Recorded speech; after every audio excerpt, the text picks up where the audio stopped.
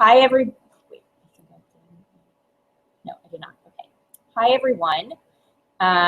We're doing our best. My name is Dina Herbert. I am the Innovation Hub Coordinator, and we are doing our best. It looks like we have a couple of people viewing already. There are a couple of people in the room with us, and I think we're gonna get started in a few minutes. So we'll give everybody a chance to email me and tell me if they have problems.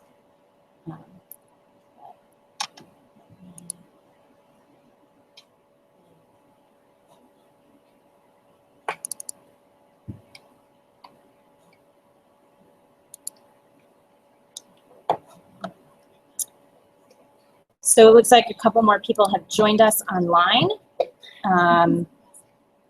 And we're just getting started here. If you are having trouble hearing or seeing, you should see just me right now. I'm Dina Herbert. I'm the Innovation Hub Coordinator. If you're having trouble, you can go ahead and send an email to innovationhub@nara.gov. There are lots of people in the room joining us. And we're going to get started in a few minutes. We're just going to give everybody some time to encounter technical difficulties, because I'm sure we will all have. This is the first time we've used this.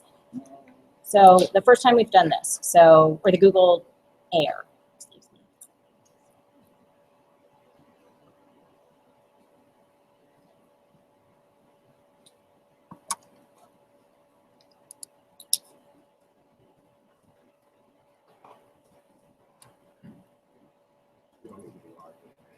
Nope.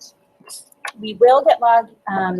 We will get logged into the catalog, and I'll show everybody how to do that in a few minutes. But you don't need to see the Google Hangout because you're. So for those joining us, I'm Dina. I'm the Innovation Hub Coordinator. We're going to give another few minutes, and then we will get started.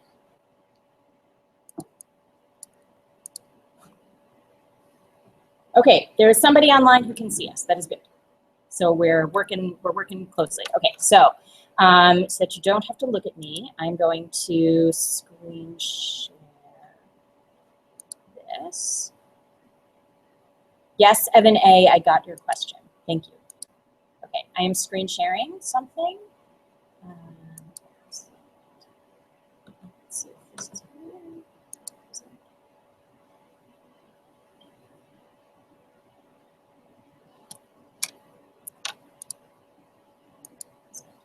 So for those who are now able to answer questions, can you all see the screen? For those on the Hangouts. Hang on.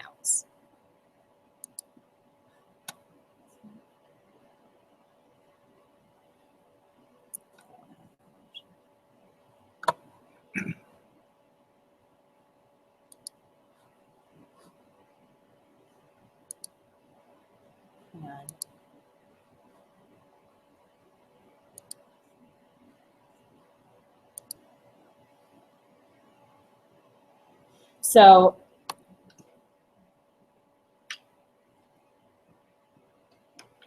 a question for those on the Google Hangouts. Can you now see the transcribing the welcome slide that I just put on?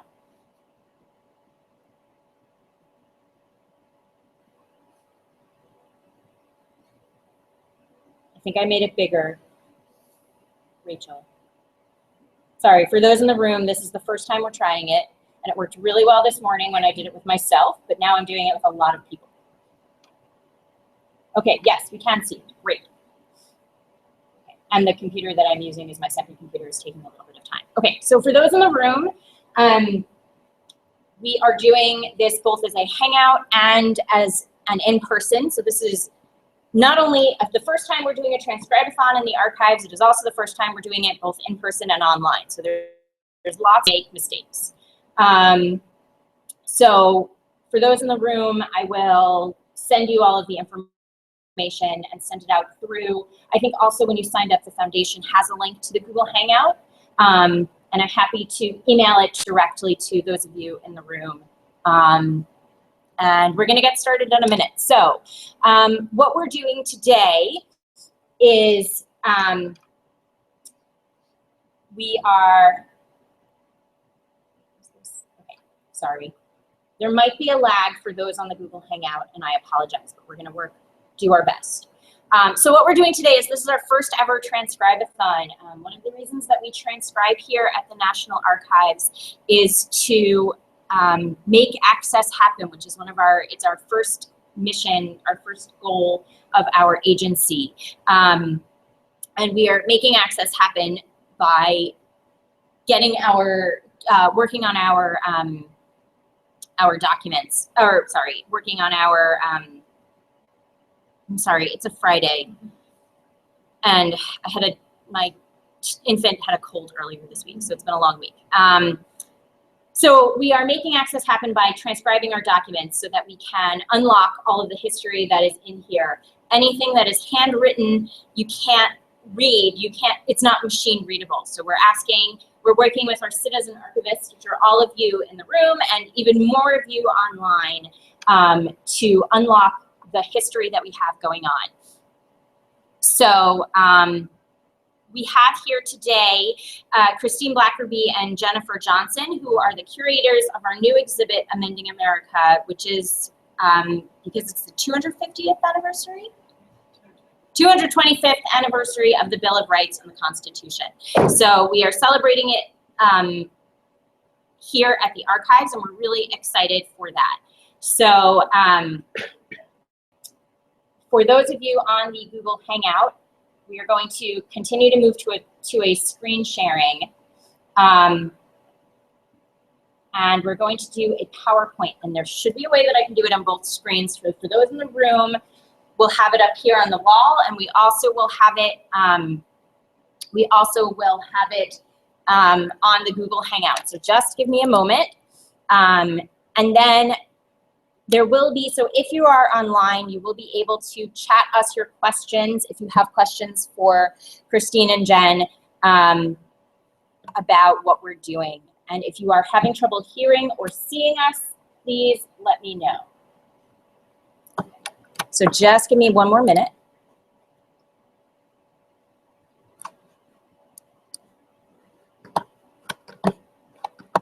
And I'll drive. I think that might just be easier. Okay, so talk amongst yourselves.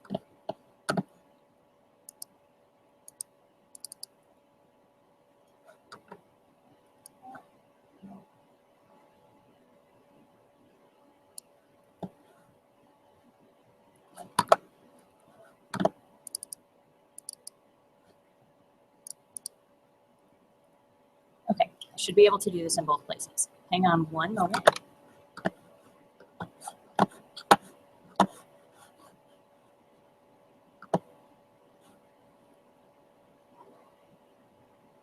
Anybody see here where it says play?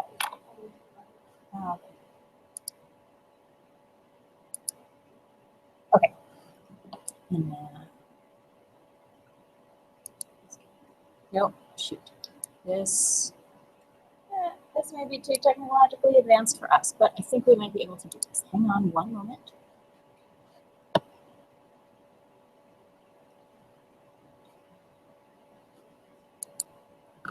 Okay, so for those on the online Hangout, I'm going to, okay, this should work. So please chat with us if you can. If you are having trouble seeing, you should now see. Sorry, it's like 4 screens. I have more computers here than I've ever had in my entire life. Oh, it is showing. Okay, good. Okay, so we are ready to go. If you have trouble hearing or seeing, please let me know by the chat. So for those in the room, I'm going to turn it over to Christine and Jen. It's here. I'll move it a little bit.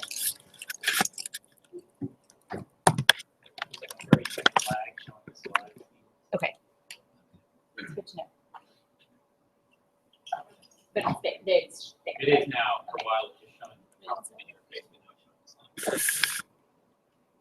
showing. Okay. All right, good afternoon. This is Christine Blackerby. As Dina just mentioned, I'm one of the co-curators of the new exhibit called Amending America, and Jen Johnson is sitting next to me. And what we're going to do right now is just kind of give a quick overview of the exhibit. For those of you here, you're welcome to go see it afterwards. But the documents that you are going to be transcribing are from the exhibit. So these are ones that Jen and I have selected from the holdings of the National Archives because they tell a really neat story about our history and about America. So it's really great that these ones that we've pulled out of our regular holdings, because we think that they have a value, that you all will be helping us to make those even more accessible beyond just our gallery here for the people who come visit it, but you all will make those accessible to everybody anywhere once these transcriptions are up on the net. The name of our exhibit is called Amending America, and it is about the 11,000 plus ways that we as Americans have attempted to amend the Constitution of the United States, but the only 27 ways in which we've actually done that. What if we elected the President of the United States by lot, by pulling a ball out of a bowl and selecting our president that way? There was an amendment introduced in Congress in 1846 that proposed precisely that.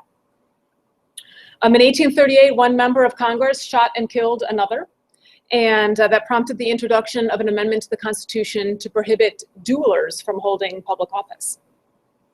And a citizen wrote to Congress in 1963 to advocate for a constitutional amendment requiring that Americans tell the truth, the whole truth, and nothing but the truth. Anyone who failed in that duty would be sentenced to 20 years of hard labor.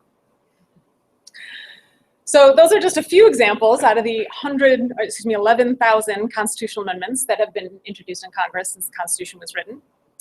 Some of these were proposed to call attention to an issue, some as satire, some to allow a member of Congress to take a political stand, and some were very serious appeals to resolve pressing problems. But of course, what most of these proposed amendments have in common is that they failed to be enacted. Only 27 of the more than 11,000 proposed amendments have been ratified to become part of the Constitution. It's difficult, but not impossible, to turn an idea into an amendment. The reason why so few amendments have been successful is that in our Constitution, Article 5 sets a very high bar to pass amendments. Each of the 27 amendments we have been ratified in a two-part process. First, they passed both houses of Congress by a 2/3 vote, and then they were also ratified by 3/4 of the states.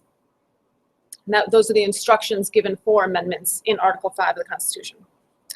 So what kinds of proposals have achieved enough support to become ratified amendments, and which ones failed?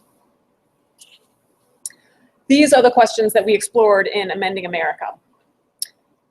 And we did that through the documents that you all are gonna help us transcribe today. Amending America features documents that highlight the successes and failures of Americans' attempts to change our fundamental governing charter. And so today we're just gonna talk about just a few of those that we're gonna share with you. And some of you will be seeing those as you transcribe them.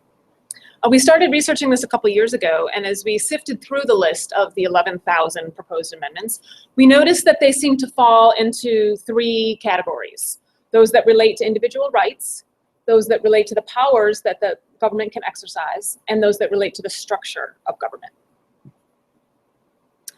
There are some outliers, of course, like the one that would have changed the name of our country to the United States of the world. But those three categories that I just mentioned came to form three of the themes of the exhibit, and that's how we're going to show them to you today. More than anything else, our history of constitutional amendments is a history of expanding rights and democracy. 17 of our 27 ratified amendments have secured or expanded individual rights. And that includes, of course, the 10 amendments that make up the Bill of Rights, voting rights, and also those that relate to equality. Sure. So this is a shot from the gallery where we cover the Bill of Rights in depth. We cover each of the amendments in depth, and we explore how those rights in the Bill of Rights have been expanded over the course, or since they were ratified in 1791. And the First Amendment alone protects 5 rights: religion, freedom to practice religion freely, freedom of speech, press, the right to assemble, and the right to petition. So we had quite a number of records that really spoke to this, whether it was letters being written into members of Congress about what they thought Congress should be voting on or not voting on. This is a letter actually about school prayer after 2 notable Supreme Court cases proposed amendments regarding school prayer, whether either for or against, really spiked.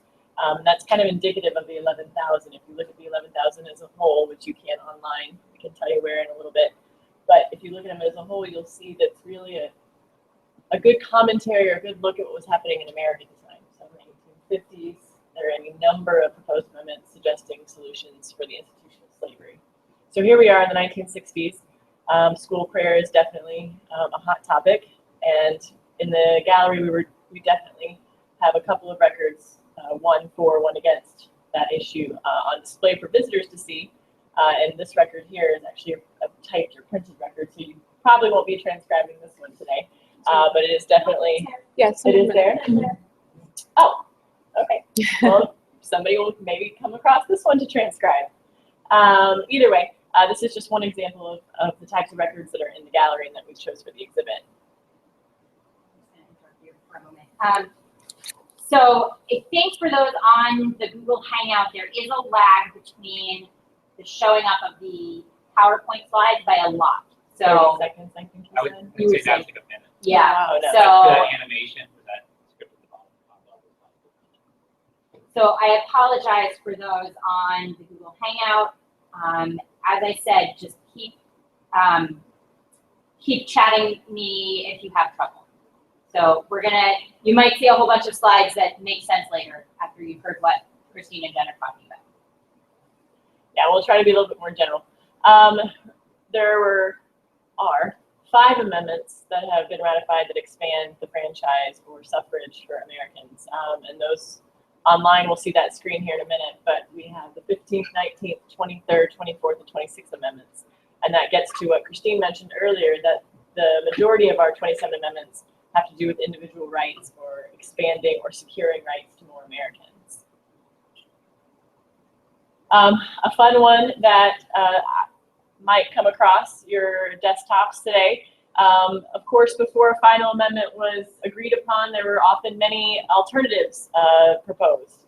So one of a favorite of both of ours for probably a long time, since day one for both of us, is in 1888, a proposal for women's suffrage was to allow widows and spinsters the right to vote, or full franchise to widows and spinsters, implying or suggesting that married women didn't need to vote because their husbands could represent them. So this is one example of the many solutions put forth to expand the right to vote to women. In case you missed it, the 19th Amendment does grant full suffrage to all women or to all people regardless of sex. This one did not go very far. I don't know, once it's proposed, it often doesn't go much further than that in Congress. In fact, many of the 11,000, often their path ends when it was proposed in Congress.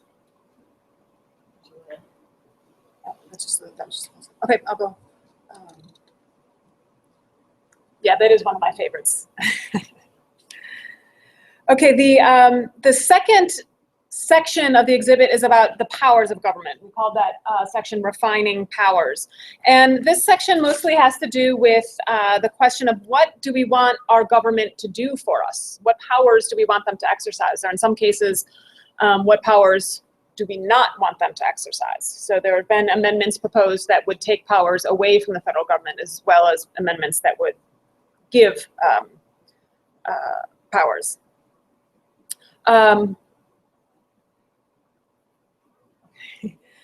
Another type of amendment in this category are those that would attempt to codify proper behavior of people.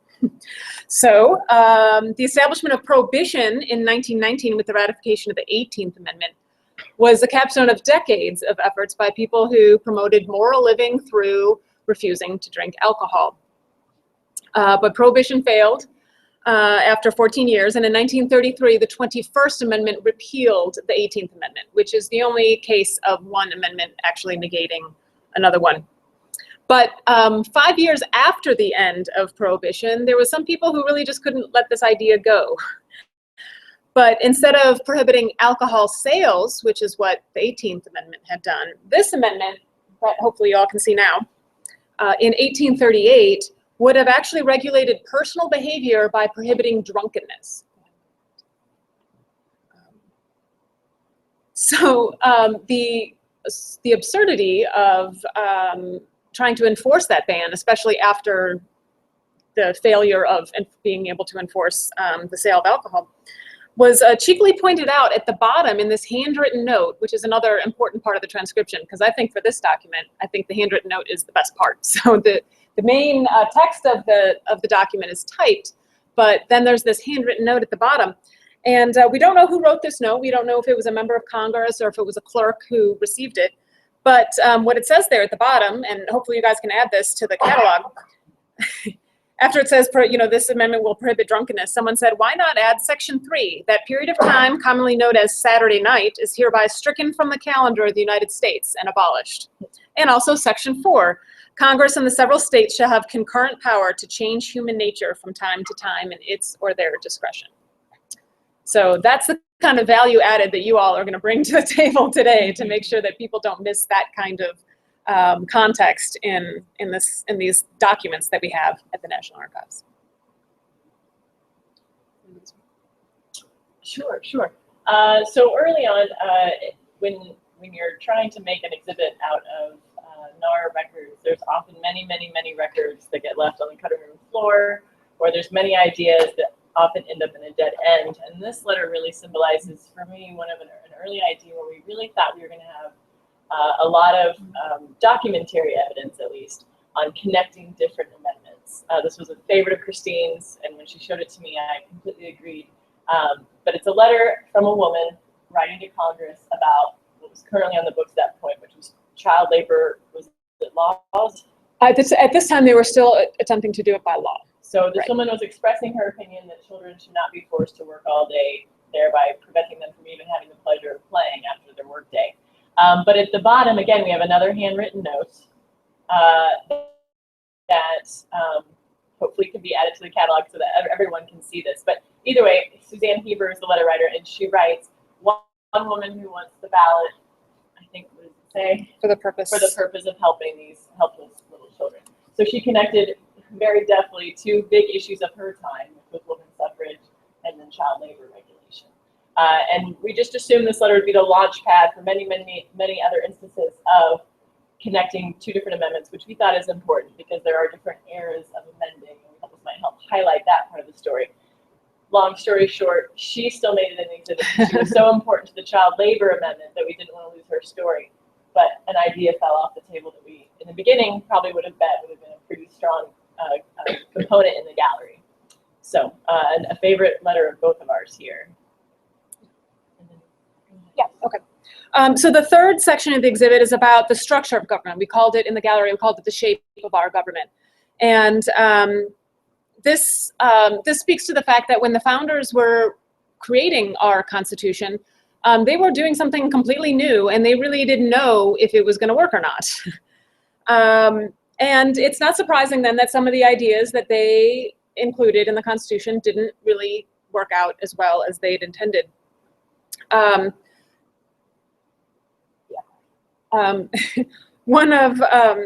There's lots of amendments in this category about things that would change the structure of government, and this example here that's on the screen is another interesting one. In 1875, it was proposed that the term of president be changed to just one 6-year term, But that also, after leaving the presidency, the president would serve then as senator for life, which to me sounds less like a term of office and more like a sentence. But that's an interesting one that ended up not going very far in the amendment process. This here is another one that would change the way the government works. This is a petition that was sent in response to an amendment proposed by Senator Margaret J. Smith in 1971, in which she proposed that members of Congress be expelled if they miss more than 40% of their roll call votes.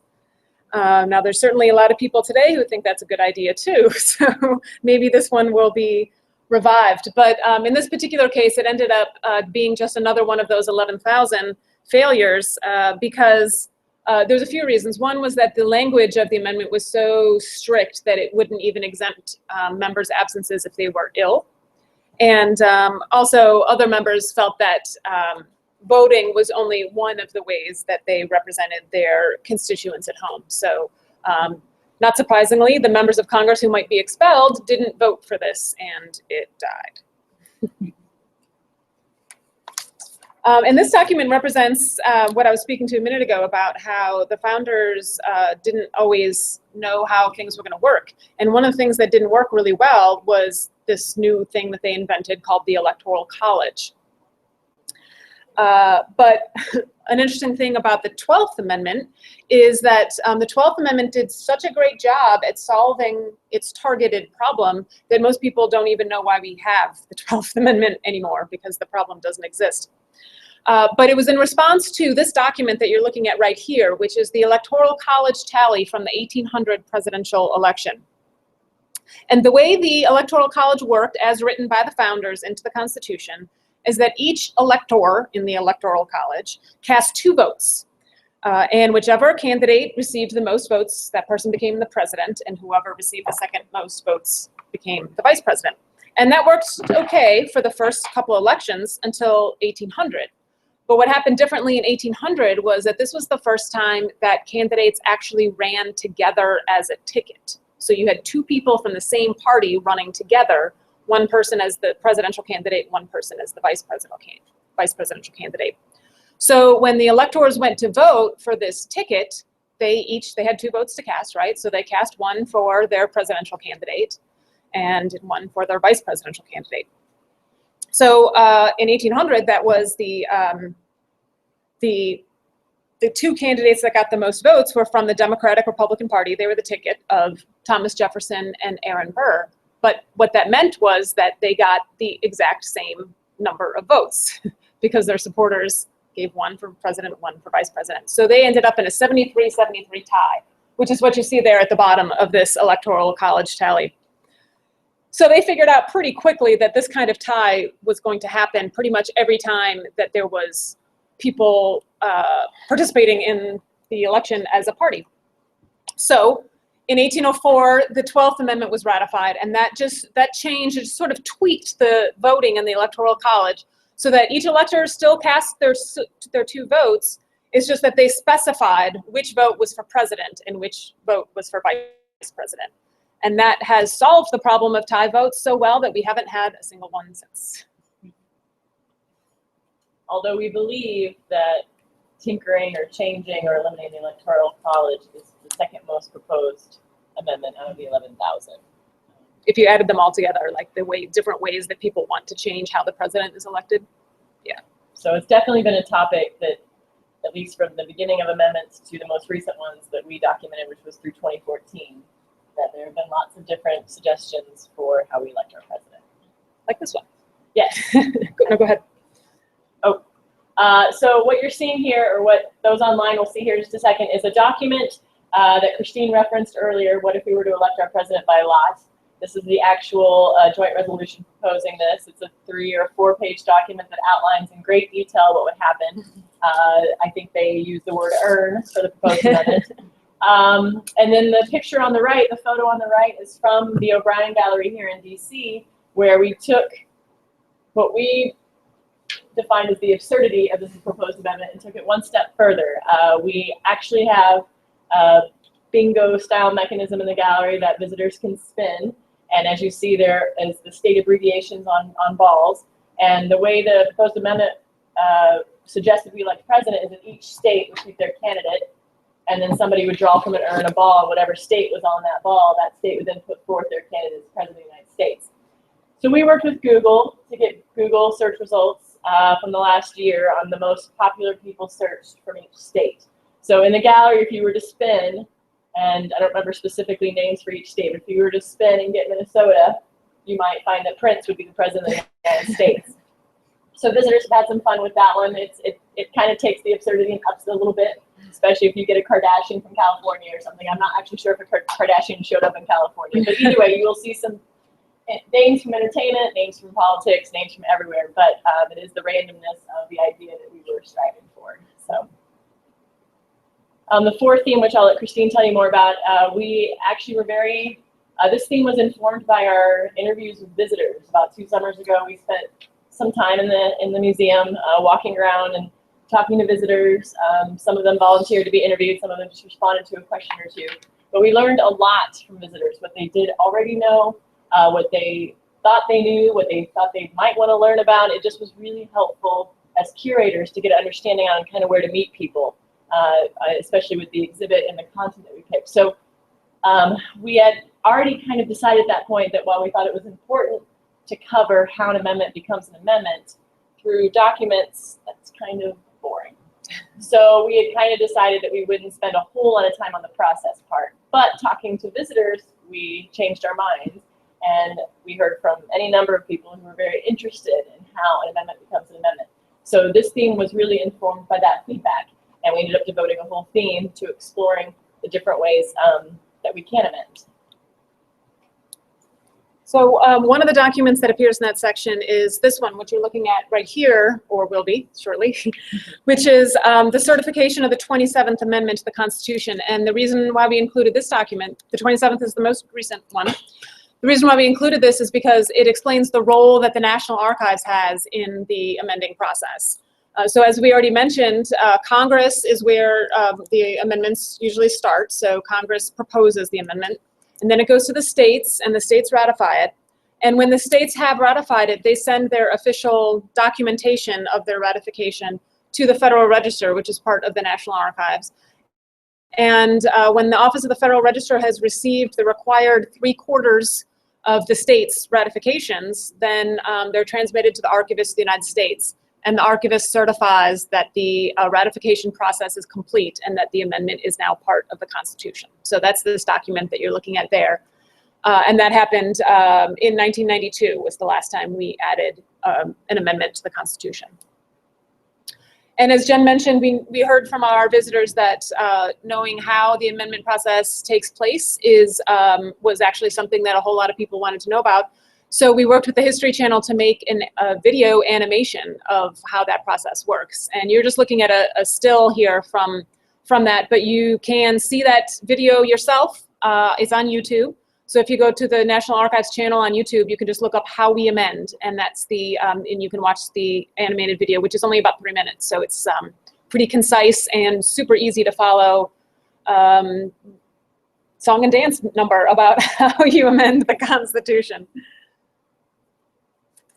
Another unique and unusual feature of the exhibit that those of you who are here can go see is this banner that we made that extends from the Bill of Rights, which is located in the rotunda of our building here. And it stretches from the rotunda all the way to the O'Brien Gallery, which is where the Amending America exhibit is housed right now. And we did that for a few reasons. One is that, as Dina mentioned, we are celebrating the 225th anniversary of the ratification of the Bill of Rights this year. And this amendment, or this exhibit, is all about amendments. But the star of the show, the Bill of Rights, is in the rotunda. It's not even in the gallery that is about this topic. So we wanted to physically connect those two spaces together, and that's what this banner does. But in addition to that, on the banner, we actually printed the list of the 11,000 plus introduced amendments in Congress. So as you are walking from the gallery over towards the, from the rotunda to the gallery, you can actually follow this banner and you can read, some of it you can read, some of the examples of what's on that list of 11,000 proposed amendments. And also, after all of the stories in the gallery explaining or illuminating different parts of the amending history, we want to hear from visitors too. So in the gallery, we have, we're using an app called Full Everywhere. We've secured it for the life of the exhibit. And we've asked visitors what they think, how we should amend the Constitution next. So we have 27 now. How would you amend the Constitution next? And it's a multiple choice answer. So we have 4 options plus an I'm not sure. It's perfectly fair to say you have no idea what you think the Constitution should do next. But this is the results from yesterday. Yeah, this is a screenshot from yesterday. Screenshot from yesterday. So there's definitely people responding. It's a simple texting mechanism that visitors in the gallery can pull out their phones and text to the poll, and their answer will show up on the live poll that we have going. And look for it on Facebook or on the archives website. I know that different folks are excited about using this for different things. So you certainly have an opportunity to vote. I'm sure at some point we'll be sharing it more widely than it being in the gallery right now. This is one of the many quotes about amending or about the ability to amend that's in the gallery. We have several quotes. It kind of follows, that's what the profiles, or at least the silhouettes are for the logo or exhibit mark. We're kind of marching through time with those silhouettes that amending is really the power of the people. It's in the hands of the people. And this is a George Mason quote that we especially liked. Sorry for those of you online. It's not now? Okay, I was just about to read it, but now you guys can look at it. I'll leave it up for another second or two. Yep. Any questions? I am sure you guys are eager to get to the transcribing part of the day, but How many people were involved in that poll so far? you know, I have the number. I've been saving it, but I haven't been adding it up. I've just been, every week, I've just and been what's writing kind it of the down. average poll? We've been resetting it every week. Yeah, I would say since the exhibit opened last month, it's been several hundred. Let me think. I would say it's probably been about 500 or 600 people who voted so far. Maybe a little bit more than that, I'm not sure. So we're in a busy time of year too, so I'm not sure if we'll keep those numbers or they'll go up a little bit during the summer. And anybody who's in the gallery who has a cell phone to text from can do it. So it's just whoever wants to stop and do it. In your slides, you had a few House resolutions. But I guess my question is, how does the amendment process start? Is it a bill or is it a resolution? Or, because that's the way they start things in Congress. So. Yeah, so the question, in case you didn't hear it, is how does the amendment process actually start? And it does start with the joint resolutions similar to the, you saw some examples in the PowerPoint that we just showed you. Any member of Congress can start the amendment process by introducing an amendment. Usually it's almost always in the form of a joint resolution of Congress. That's why most of them say either HJR or SJR on at the top with then the serial number assigned to it after that point. So that's the first step. After that, it's usually assigned to a committee, whatever the appropriate committee of jurisdiction is. And then most of the 11,000 have died there. The successful ones moved on, of course. Sometimes they would be committee hearings about that. Sometimes it would even pass out of committee to the full House or Senate. Sometimes it would actually get a vote in the House or the Senate, and if it was successful there, then it would move over to the other chamber and repeat that process. So once it's introduced, it goes through pretty more or less the same legislative process that a regular law would go through.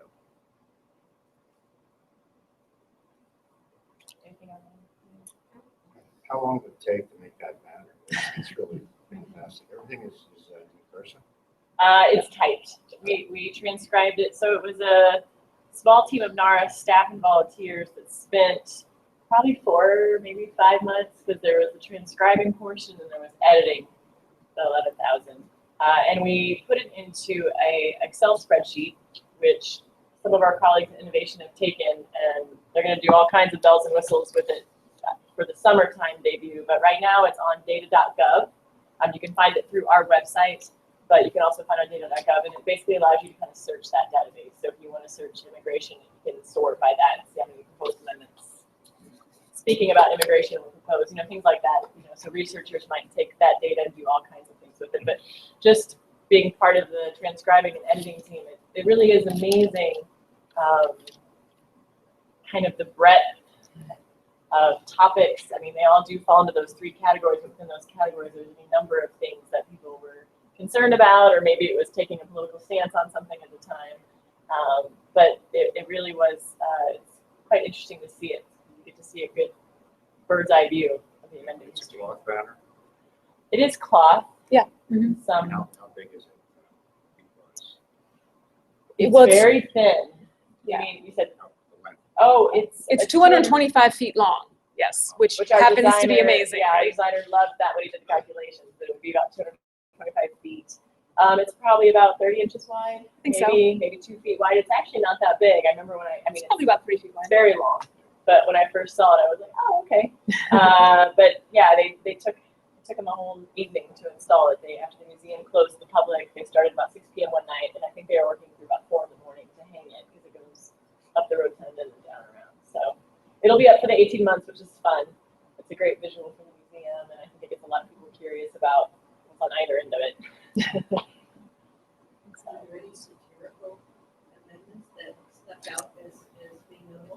Yeah, there was shortly before the 17th Amendment was passed by Congress, which is the one that established direct election of senators. Prior to that, senators were elected by state legislatures. There was much frustration with the Senate at that point in time before that passed. And there was, I remember one where somebody proposed just to abolish the Senate altogether, just, get rid of it, it'd be easier. There's also been ones to abolish the presidency. One of those came right after Andrew Johnson was impeached in 1868. And then there's ones that just, we don't even know what was happening. We obviously couldn't research every one of the 11,000. So there's some that we just looked at and just went, I don't know, and moved on. And there was one that would have given Congress the power to protect migratory birds. And I don't know what was so important at that point in time that people thought that should be part of the Constitution. But there's all kinds of strange ones like that. I think the other thing that for me that really surfaces as you start to look at the 11,000 and see the content of the 27 is that there are many things that might be good contenders for legislation level policy. Maybe migratory birds should have been maybe a legislative issue. And then really it is the topics that can have a sustained consensus for a long enough time. There are very few of the 27 that had a short history. Most of them, if you start looking into them, the problem actually existed for decades, sometimes over centuries. Like the 25th Amendment was one of my surprise stories. The first president to die in office was William Harrison. 1840, yes. 1840, but it wasn't until after Kennedy was assassinated that there was enough support to the Constitution wasn't very clear on what did happen once a president was to die or resign in office, and it was over the course of 138 years before there was a solution to it. Actually, that was this week. Hmm? Harrison died after 75 years this week. Oh wow! We just had Which John, I was going to say. we just ran John Tyler's oath of office 2 days ago. Wow! Wow! 2 days after Harrison died. Because even when Tyler assumed presidency, they weren't sure if they should call him acting president or is he now president. I mean, the Constitution set the parameter that somebody needed to step up, but they gave no details on what that meant. So a lot of topics out of those 27 are long sustained campaigns. And somebody online asked, although I think I listed it as answered, so I'm pretty sure what she said is the ebook is about the exhibit, correct? Yes, the ebook is pretty much an e-catalog for the exhibit. So it's also on iTunes, free download. So if you search National Archives on iTunes, you'll probably see all of our ebooks, and you can see the Amending America. So was the top. So there's another question online. Here in Missouri lately, we've been doing a lot of things that ought to be legislation by way of amendment instead. Sorry, that was more of a comment. It comes in as a question, but somebody online is making that observation. I presume they're probably talking about their state's constitution rather than the federal constitution. Probably. So yes, I have not studied that, but I do know that most states' constitutions have been amended much, much more frequently than our federal constitution has. So some states have hundreds of amendments to their constitution. Yes. Are you going to be talking about what you mean by transcription? Because it could be the usual is just like OCR and getting it accurate Mhm. side by side with the document. But then there's also things to make them accessible to the blind and can't Yeah, see I'll- things. So there could be like photographs that have annotations, and captions. Yep. So it's all kind of. I'll be talking about that in a couple minutes, how to transcribe. Any more questions about the exhibit or Amending America, which is a larger initiative that the archive is doing? Start talking about transcribing. Well, thank you all so much for helping take these documents that we have spent 2 years with and know and love and making them even more accessible to everybody else. So thank you all.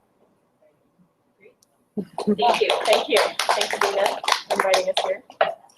You've got your- A question for you about the ebook catalog. Is it in PDF format or EPUB? It's only iBooks. Thank you.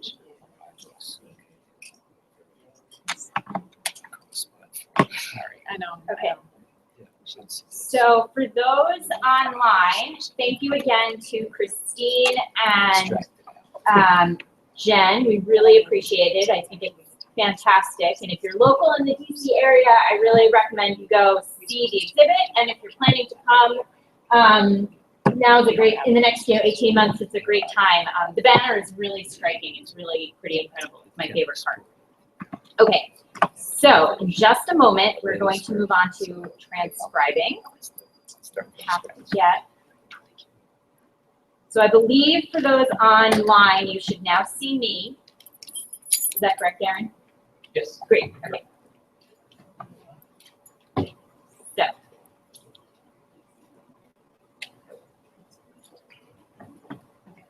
So now we're going to talk about how to transcribe. And the point of this event is not,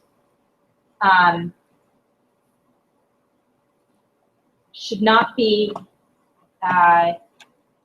you can have any level of transcription. I am going to do a screen share again, so that everybody in the room can also see this. And I will do some things online. So I will do my best to know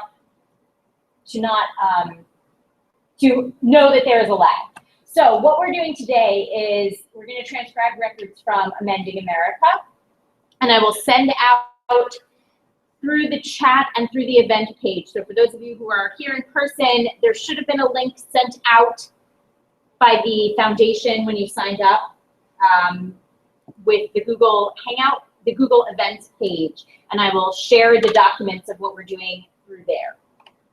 And again, if you are online and you're having trouble hearing, just chat it in. Okay, and so I had actually thought there were quite a few people signed up online, so we have other things to transcribe, not just the Amending America documents. So hopefully you have all seen this before, but this is the homepage of the National Archives catalog.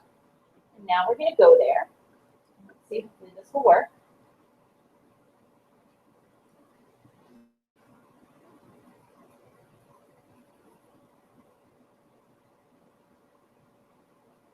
Okay, excellent. So we are going to log in, and this is an opportunity. I'm going to go through this, and if you do not have a login, that's okay.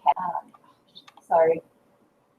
Sometimes I have trouble finding my mouse. If you do not have a login, we can go, it's very easy. You're going to go to not registered and create a username. So I have a username, and I'm going to go ahead and do that now. If you have one, go ahead and put it in.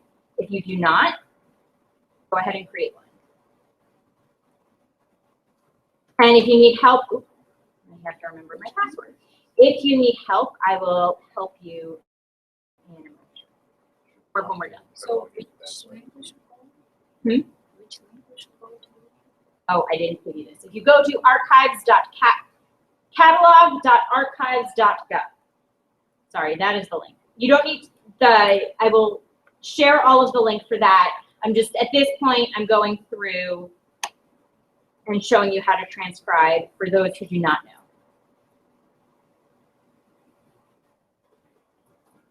Sorry, I always get my password wrong. Okay. So this is the National Archives catalog.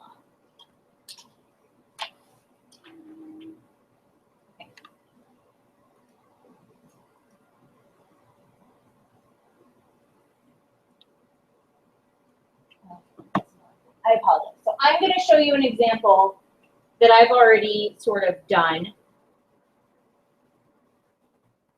just to show you how we're going to transcribe.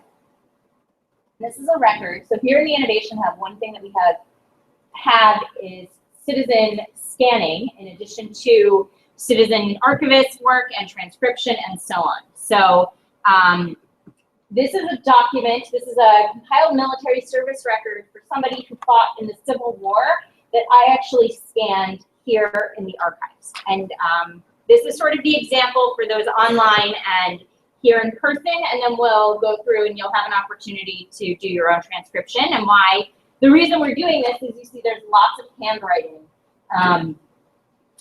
And handwriting, you cannot, it's not machine readable. And even many of our documents are older. Even we have OCR, which is optical character recognition. We have that option for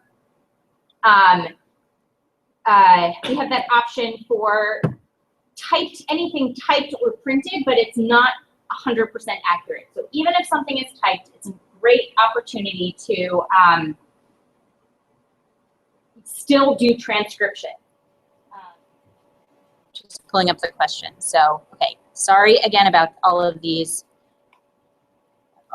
issues. Let me pull up the right window. Should be.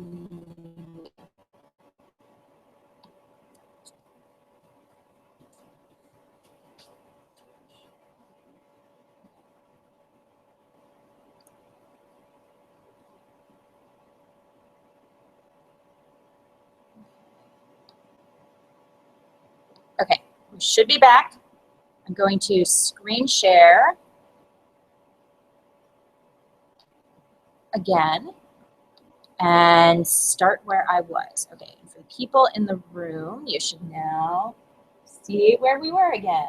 Okay, it's bigger. Okay, I think we're back. Now I'm just gonna log in. Nope. I'm not.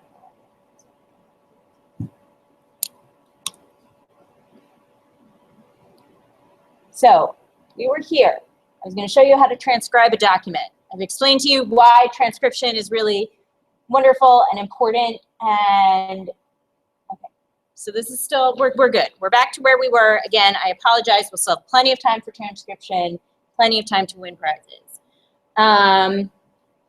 So this is what you see. You can zoom in and out. There's on the bottom of the screen, it says there's this box that shows you where things are. You can also, I don't have a scroll on my touchpad here, but you can scroll in and out to zoom in and out, and you can move up and down, you can move left and right, etc. You can then go to the next pages. There's an arrow on either side if you see here, or you can go this way. There's another arrow. You can select that you want to see page 4. You can select down here, nope, I want to see page 9, etc. I'm just looking at my notes because I want to make sure that I'm showing you that I'm talking about what you want to see. Okay, so if you notice, there are little blue tags, I don't know, tags or something, little blue stickies that show that something has been transcribed or tagged. Unfortunately, and I know this will happen in future versions of the catalog, you can't see if it's been completely transcribed, you can't see if it's been just tabbed and not also transcribed, but you can select it. You can either click on the tag, that's what happens if you click on the tag, I'm going to close this, or you can view add contributions, and it's going to pull up another pop-out window. And you can see, you can either make tags, and again, in here you can zoom in. Again, move right and left. You can make tags, you can comment, which is a new feature on our catalog, and it allows you to engage with the records, or you can transcribe. And this has actually been transcribed by somebody else. And if you want to, if you notice, I can't select this. And we're going to go to another page that has not been transcribed. We're going to go to a page that has not been transcribed, and I'm going to transcribe it, or start transcribing it to show you what we can do. So I'm going to view add contributions. Here I'm going to log in.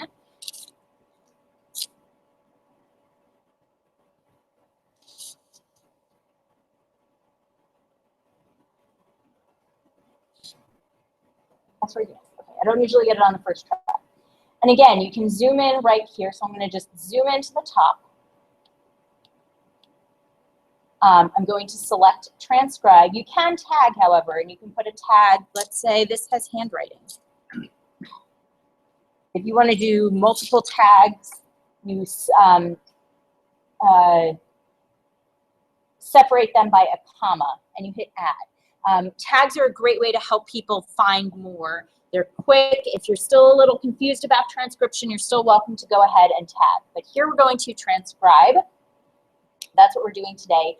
And you can immediately select inside the box. And you see my cursor is flying, and you just write what you see. So this is Strong William E. I happen to know that he is William Strong, and that is his name. If you notice, though, I put WM, because that is what they have here. It's Strong, comma, WME. We ask that you transcribe exactly what you see on the page. So we're not going to write Strong William, WILLIAM. And if you were a relative of William E. Strong and you knew that his middle name was Edson, you're not going to write Strong, comma, William Edson. We ask that you write exactly what you see here. And again, you do this as a way to make the records. We're transcribing exactly what we see here. If you would like to know that, if you would like, and you know that this is William, you can use brackets and put in here William in brackets. And we ask, if you don't know, if you weren't sure that that said William, you could even put illegible in brackets. But I know it said William or WM. And you would just continue and go on, and you, again, write exactly what you see. We ask that you put in punctuations. And again, this is co, it's probably company. I think that's C7. If anybody disagrees with me in the room, please feel free. So I'm not sure what this regiment is, so I'm going to do illegible.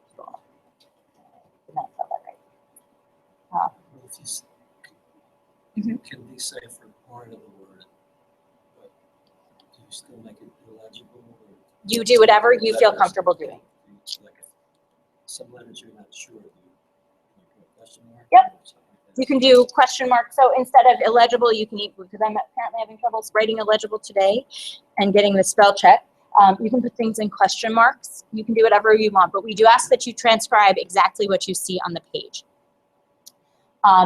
We ask that you also save your work early and often. If you see it says your work has been saved, it's very possible you could get kicked out or so on. And so we do recommend that you save, especially if it's a long document. And then you can go ahead and hit cancel out of it. We're going to close this window, and you see now this page has a little blue tab. I'll go in and probably continue transcribing this at another time, or somebody else can transcribe it at another time. We at NARA, as opposed to other transcription services, other transcription projects, other transcription sites, many people do transcription through the Smithsonian institutions. They have a great transcription site and a great service. They have peer review before things go live. We don't have that. We don't have any. In other, there's through the Folger Library, some of their transcription, they have staff who review before it goes live. We don't do that. This is all peer reviewed by other citizen archivists like yourself. We also do not monitor or, what's the word? We don't, sorry, I'm looking to make sure that I've gotten all of my notes.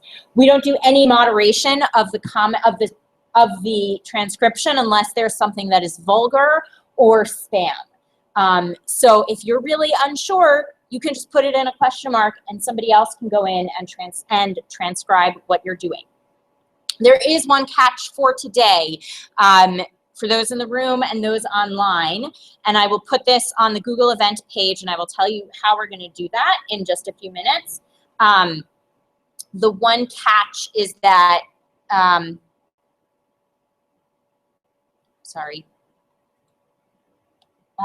one catch is that two people can't be on the same page at once. If a document like this one has 19 pages, I can be as Dina transcribing page number 1, and John Smith can be transcribing page number 2, and Jane Smith can be transcribing page number 3, but we all cannot be transcribing page number 3, and it'll block you from doing that once somebody has selected that.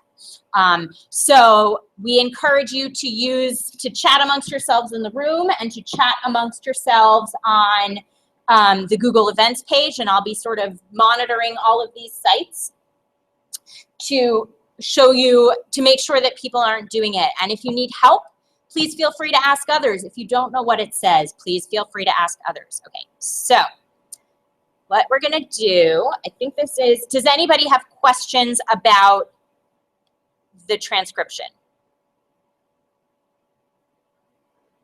Does everybody have logins? Yeah. So, if it was something like a letter, would we transcribe all the touch letterhead as well? Yes. Okay. So the question for those on the Google Hangout who might not have been able to hear that, or even those in the room, if there is a letterhead, do you transcribe that? We ask that you transcribe everything you see. So if there's a letterhead, go ahead and do that. You'll see some documents have seals or stamps. You can go ahead and say in brackets, we use brackets a lot. Go ahead and use brackets to say, this is a stamp or this is a seal. Sometimes things are written up and down and right and left on slides, on the sides of paper. So go ahead and say, put in a bracket on the left or on the right. And use the chat features. Ask for help. We're doing this as a way so that many of our transcribers do this by themselves, and we want to make this more of a social event. So definitely try to use each other for advice and for help. Okay, so let me just make sure. Okay. So I'm going to send out, is everybody on the Google Events page for those here? Okay, that's okay. I'm going to stop screen sharing, and now you're going to see me again. Hello, everybody.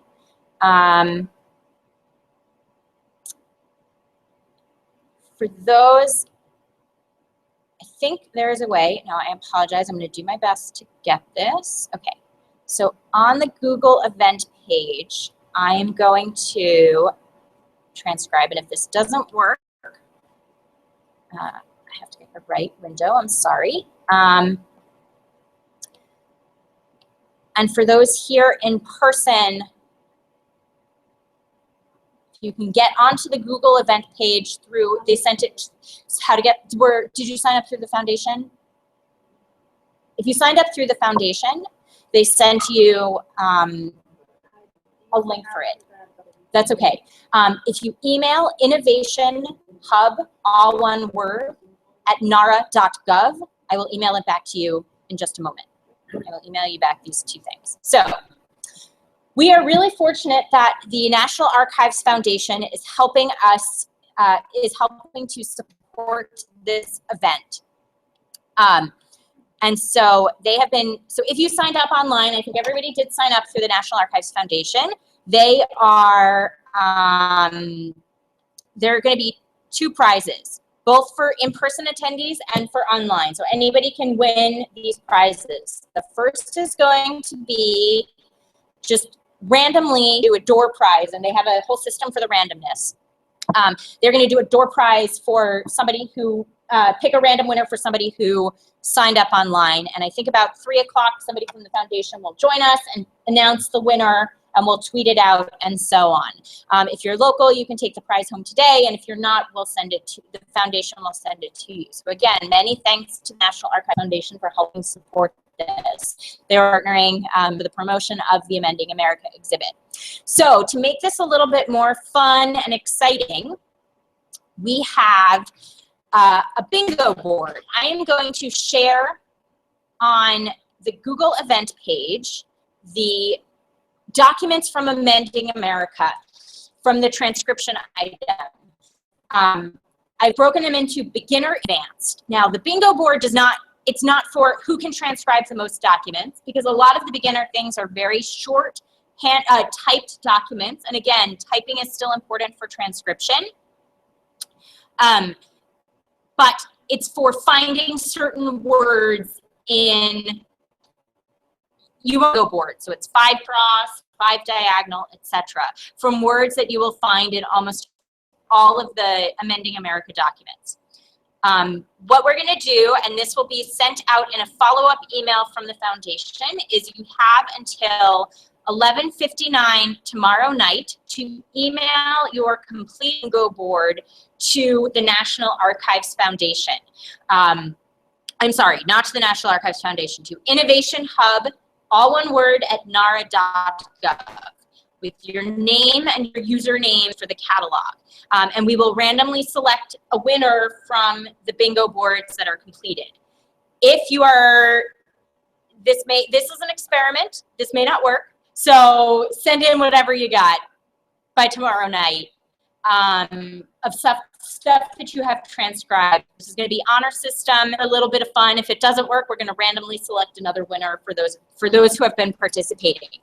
And I will chat for those listening on, for those doing the Google Hangout, I will chat all of this onto the Google Events page. So what I am going to do now, again, if you are on my mouse all the time on this.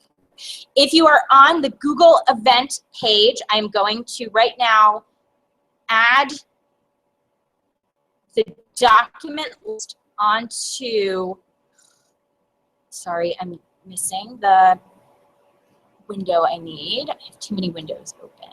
I'm going to, sorry. No, here it is. I'm adding the Google document list onto, are having trouble getting onto the Google event page. Although it's not showing up. Let's see.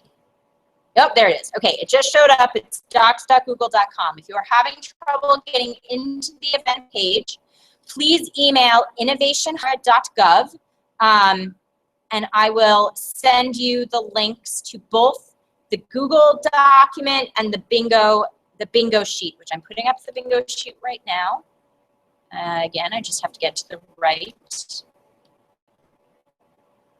Nope, 6 windows open, and I keep pressing the wrong one. Here we go. Okay, and go ahead and transcribe. Should you have any questions or difficulty, please let me know. I will do my best to answer them. Again, please talk amongst yourselves. Ooh, nope. Shoot.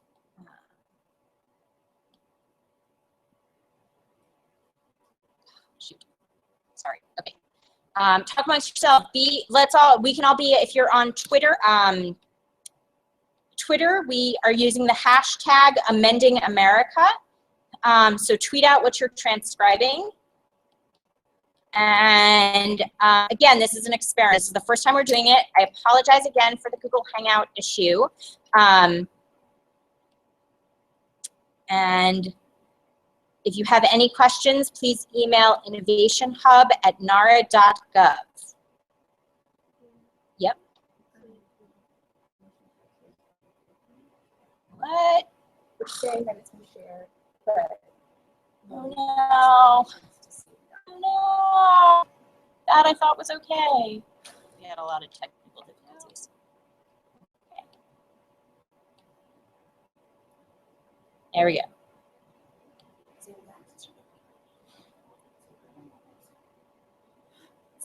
No, this is great. Okay, so thank you. Kathleen from the foundation was able to access our document, and she has put it online so you can see the beginner, the advanced, the intermediate. Thank you, Kathleen. Thank you. So I'm going to resend this out to the people who emailed me and put this in the Google event page. Thank you, everybody, for bearing with us. And this will make it easier to see what is intermediate, advanced, etc.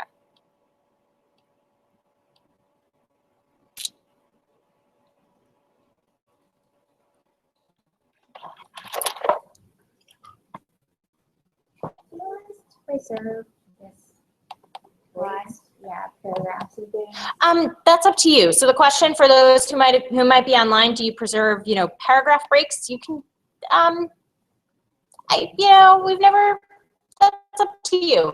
Sometimes I do it. Sometimes I don't. Transcribe what they see. So if you see them and you want to do that, please do.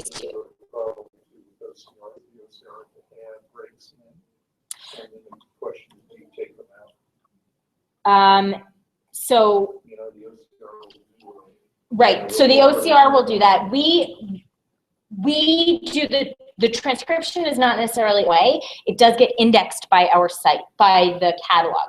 So if you're searching, one of the reasons that transcription is really good is for like genealogists who are looking for, or anybody looking for a personal name or something that wouldn't be cataloged. So whether or not it has a paragraph break for the crawling of our catalog, that almost doesn't matter.